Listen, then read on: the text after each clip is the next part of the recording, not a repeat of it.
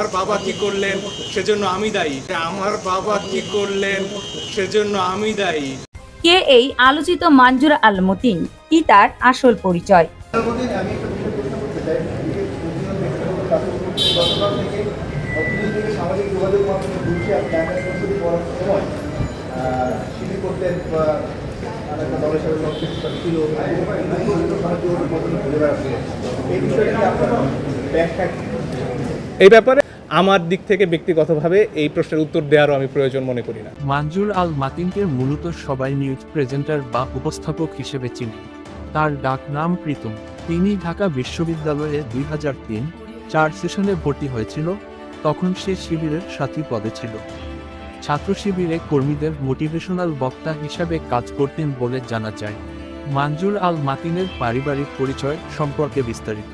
মঞ্জুর আল মতিন প্রীতমের নানি হাফেজা আসমা খাতুন 2001 সালের নির্বাচনে 4 দলীয় জোট জামায়াত হতে 23 নং সংরক্ষিত মহিলা আসনে এমপি নির্বাচিত হন।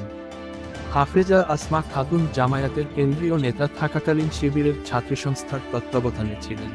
শিবিরের মূলধারার রাজনীতির উপর তার একাধিক বই রয়েছে। এছাড়াও মাসিক ও ত্রৈমাসিক ম্যাগাজিনের নিয়মিত প্রবন্ধ ও কলাম লিখতেন। প্রীতমের আপন মামা সাইফুল্লাহ মনসুর যুদ্ধাপরাধী নিজামীর জামাতা। প্রীতমের আপন খালা মুন্নি যুদ্ধাপরাধী গোলাম আজমের বড় ছেলে মামুন আল আজমির বউ। মঞ্জুর আল মতিন প্রীতমের বাবার সাবেক বিচারপতি আব্দুল মতিন আদালত প্রাঙ্গণে জামায়াতপন্থী আইনজীবী হিসেবে পরিচিত ছিলেন। আমার বাবা কি করলেন সেজন্য আমি দায়ী। আমার বাবা কি করলেন সেজন্য আমি দায়ী।